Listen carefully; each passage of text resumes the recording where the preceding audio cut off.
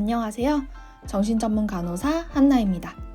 지난번 영상에서 왜 정신건강을 챙기는 일이 이렇게도 힘든 건지에 대해서 함께 나누었는데요. 오늘은 그중 한 가지 이유였던 눈에 보이지도 않고 확인할 수도 없는 정신과 영역의 한계를 깨부술 수 있는 정신과 진단을 내려주는 기계가 있다면 어떨지 함께 나눠보도록 할게요. 여러분, 정신과 진단을 내려주는 기계가 있다면 어떨 것 같으신가요?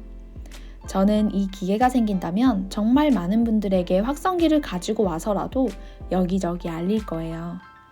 상담을 하기 위해서 찾아오는 많은 사람들이 호소하는 답답함이 이것이거든요. 눈에 보이지도 않고 확인할 수도 없다는 것, 그리고 치료를 받거나 상담을 하더라도 마찬가지죠. 몸에 난 상처는 점점 아물어가는 것이 보이거나 CT, MRI와 같은 기계들을 가지고 변화되는 경과를 확인할 수가 있잖아요. 하지만 정신건강은 이런 확인조차 힘들죠. 그래서 면담을 하거나 간단한 설문지 혹은 자가보고식 심리검사를 통해서 진단을 내리거나 치료의 방향을 결정하도록 되어 있죠. 하지만 이마저도 솔직하게 답변하지 않으면 정확한 진단을 내리는 것이 어려울 수 있어요. 뇌파 검사를 하거나 자율신경계의 변화를 보며 관찰할 수 있는 기계들이 발달되고 있지만 아직은 정확한 진단을 내리기에는 한계가 있는 것이 현실이에요. 그래서 종종 상담을 받는 분들이 선생님, 제가 강박증이래요. 제가 ADHD래요. 라고 해서 병원에서 진단을 받았는지 물어보면 아니요, 그건 아니고 유튜브에서 그러던데요. 라는 답변으로 돌아와요. 그리고 병원에서 진단을 받기는 했는데 한 달 안에 몇 번이나 바뀌었어요. 그래서 모르겠어요. 라고 하는 경우도 있고요. 사실 병원에서 몇 번 진단이 바뀌는 건 치료를 위해서 약 용량을 조절하거나 증상에 따라 약을 처방하는 데 필요한 과정일 수 있거든요. 그래서 의사 선생님들도 바로 진단을 확정짓기보다는 그 과정이 선행되는 경우가 많아요. 저는 처음 면담을 하자마자 진단을 확정 짓는 것보다 오히려 그 과정이 선행되는 것이 맞지 않나 생각하기도 하고요. 하지만 큰 용기를 내서 병원을 찾는 사람들의 입장은 많이 다르겠죠. 진단명이 몇 번이나 바뀌다 보니 의료진에 대한 신뢰도 명확하지가 않고 눈에 보이지도 않으니 답답함은 더 커질 거예요.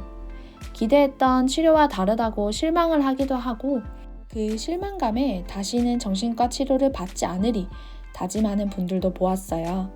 그래서 가장 안타까운 경우가 그 과정을 참지 못하고 아무 효과가 없던데 하고 이유로 치료 자체를 완강하게 거부하는 경우예요. 사실 아직 치료를 시작하지도 못한 건데 말이죠. 만약 정말 정신과 진단을 내려주는 기계가 만들어져서 세상이 보편화된다면 이렇게 생기지 않았을까 생각해요.